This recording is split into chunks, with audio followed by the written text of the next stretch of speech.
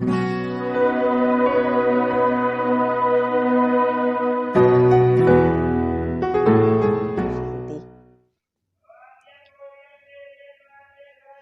जीवन के अंदर मूल रूप से एक चीज जाननी बहुत जरूरी है, क्योंकि जीवन है तो उतार चढ़ाव तो आएंगे ही और आते रहते हैं और जाते रहते हैं। पर सवाल ये है कि जो भी समस्याएं आती हैं, जो भी उतार चढ़ाव आते हैं, वो आती क्यों हैं, किस कारण आती हैं, उसका कारण क्या है। हम कई बार उन कारणों को जाने बिना ही उसका निवारण करना की सोचते हैं, निवारण करना चाहते हैं। ज्यादातर हम यही गलती करते हैं। जब तक हमको कारण नहीं पता है तब तक उसका निवारण होना बहुत मुश्किल है, या यूं कहें असंभव है। पर हम करते यही हैं कि बिना कारण जाने ही उसका निवारण करना चाहते हैं। जैसे कि अमुक व्यक्ति एक पूछता है प्रश्न कि मुझे मेरा जो गुस्सा है, मेरे अंदर जो क्रोध है, उसका अंत कैसे हो। पर यह जानने की कोशिश नहीं करते कि मुझे क्रोध आता क्यों है, मुझे गुस्से आने का कारण क्या है। इसी प्रकार हम ये कोशिश नहीं करते कि मेरे अहंकार का बीज कहाँ है, मुझ में अहंकार पैदा कहाँ हुआ, पर प्रयास करते रहते हैं कि अहंकार को खत्म कैसे करें। जब तक बीज नहीं पता चली है तब तक उसके वृक्ष को कैसे खत्म किया जा सकता है। वृक्ष को खत्म करने के लिए बीज को खत्म करना बहुत जरूरी है।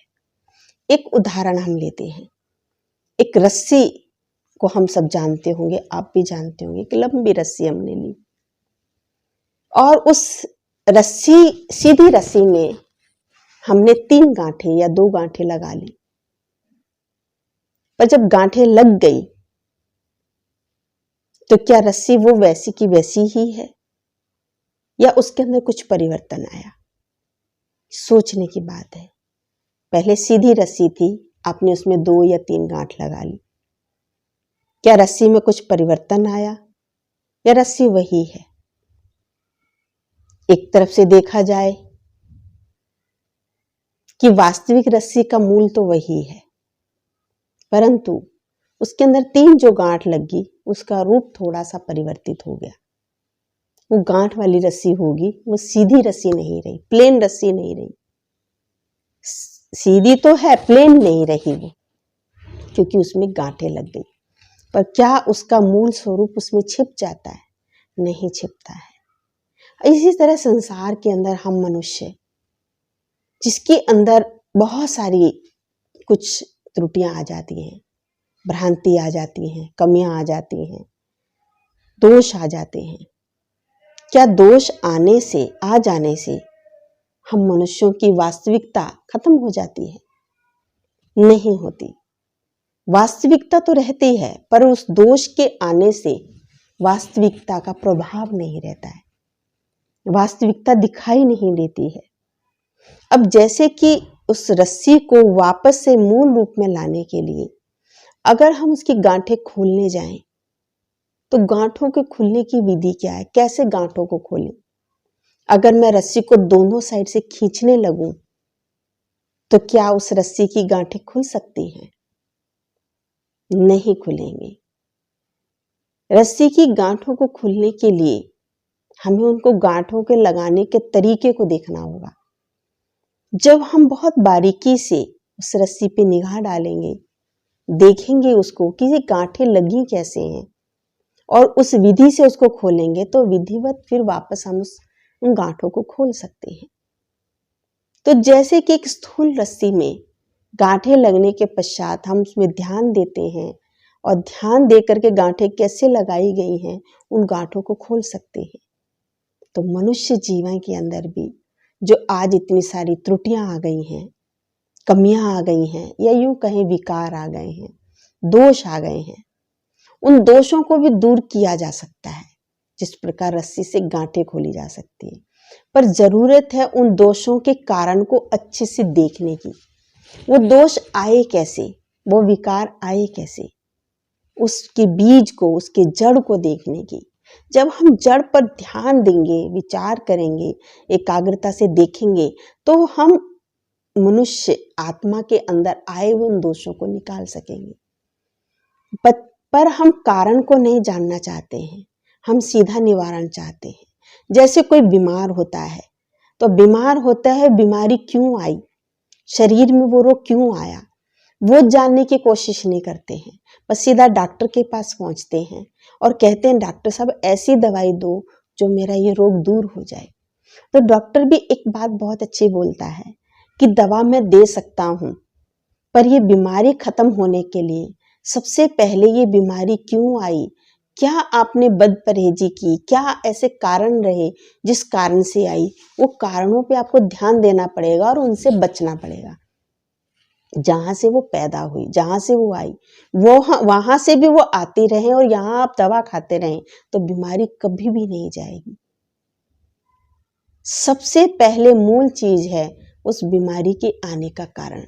आपने कहाँ जीवन को अव्यवस्थित किया, आपने कहाँ अपने भोजन को अव्यवस्थित किया, कहाँ आपकी दिनचर्या अव्यवस्थित हुई, जो आप सरल ढंग से चल रहे थे, कहाँ आपकी दिनचर्या के अंदर परिवर्तन आया और दिनचर्या आपकी त्रुटि में आई, कमी में आई, कहाँ आपने अपनी दिनचर्या में बदलाव में कमी की, उस कमी को भरना है, उस जगह को भरना है, वो बीमारी अपने आप चली जाएगी। तो जीवन के अंदर भी व्यक्ति बुरे नहीं हैं, हम भी बुरे नहीं हैं, आप भी बुरे नहीं हैं, लेकिन कुछ ऐसी त्रुटियां हमारे जीवन के अंदर आ गई जिसके कारण से हम व्यक्ति को बुरा और भला कहने लग जाते हैं। हर एक आत्मा जब ऊपर से आती है तो प्योर आती है, श्रेष्ठ आती है, सद्गुणों को लिए हुए आती है, उसके अंदर बहुत सारी खूबियां हैं और वो खूबियां अभी भी हमको खुशबू देती रहती हैं, जिन खूबियों को हम याद करते हैं, जिन खूबियों को महसूस करते हैं, परंतु ये जानकारी नहीं है, ये पता नहीं है कि ये खूबियां कहाँ हैं।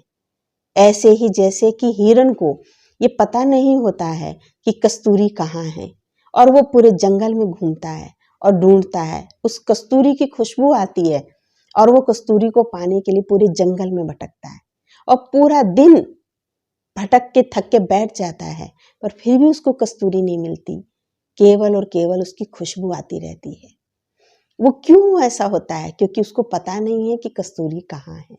इसी प्रकार हम मनुष्यों को भी शांति की, खुशी की, पवित्रता की, आनंद की, प्रेम की, शक्ति की ये खुशबू आती है और खुशबू आती है, हम इसको पाने के लिए कहीं भी जाते हैं, जहां भी जो कोई रास्ता बता देता है हम वहां जाते हैं, लेकिन वहां जाने से हमको क्षणिक मिलती है, सदाकालीन नहीं मिलती। हम कभी मंदिर में जाते हैं, हम किसी देवी देवताओं के तीर्थों पर जाते हैं, हम किसी अन्य धार्मिक स्थल पर जाते हैं, वहाँ हमको क्षणिक मिलती है, जितनी देर हम वहाँ रहते हैं, लेकिन फिर भी ये खुशबू शांति की, आनंद की, प्रेम की खुशबू हमें आती रहती है, परंतु हमको मिलती नहीं है।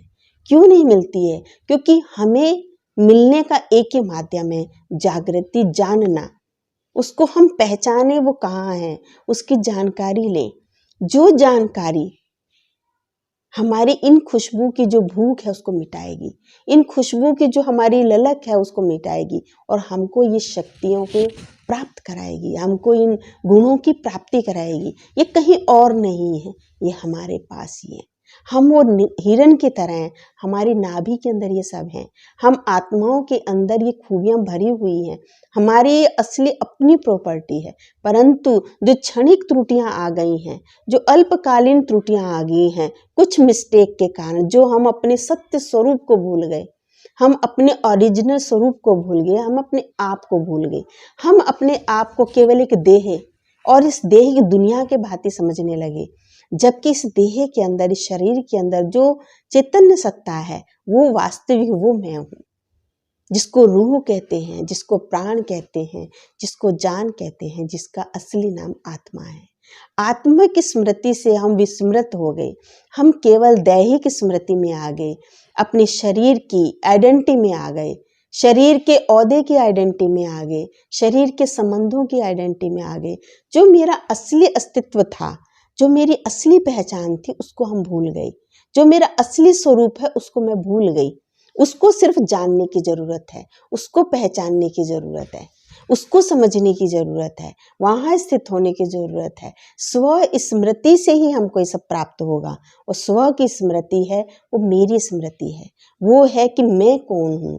मैं वो उन शक्तियों से भरपूर शक्तियों की पुंज, इन गुणों की पुंज, चेतन शक्ति आत्मा हूँ। मुझ आत्मा के अंदर ये सारी खूबियाँ समाई हुई हैं। तो इन गांठों को, शरीर की जो गांठें बनी हुई हैं, इनको खोलने की ज़रूरत है। और खुलेंगी जब वो तीसरा नेत्र, जो आत्मिक नेत्र हमारा खुल जाएगा, जब हमारी स्व की स्मृति जागृत हो जाएगी, जब हम स्वयं को पहचान लेंगे, अपने आप को पहचान लेंगे, ये तीसरे नेत्र की तरफ हमारा ध्यान जाएगा। जब इसको हम ध्यान से देखेंगे, ध्यान से पहचानेंगे, गौर करेंगे अपने ऊपर, तो जो देह की जो गांठें, जो संस्कारों की गांठें, जो कि कर्मों की गांठें लग गई हैं, जो कि हमें हद में लेकर आती हैं, देह और देह की दुनिया तक सीमित करती हैं, देह और देह की दुनिया से परे जो आत्मा की दुनिया है, जो आत्मा के अस्तित्व है, वो बहुत बेहद का है।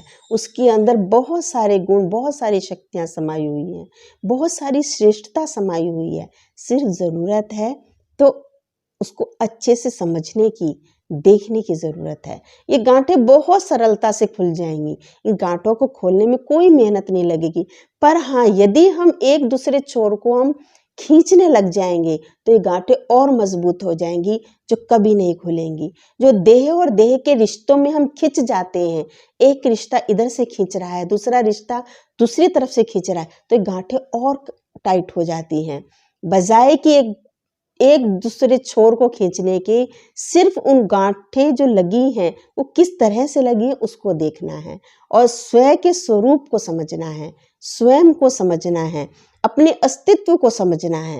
ये गांठें नॉर्मली सॉफ्टली खुल जाएंगी, सहज खुल जाएंगी, और हमारे अंदर की जो खुशबू है वो हमको स्वयं प्राप्त हो जाएगी। तो इसीलिए इन गांठों को खोलने के लिए खींचने की ज़रूरत नहीं है, समझने की ज़रूरत है, जानने की ज़रूरत है और पहचानने की ज़रूरत है। ओम शांति।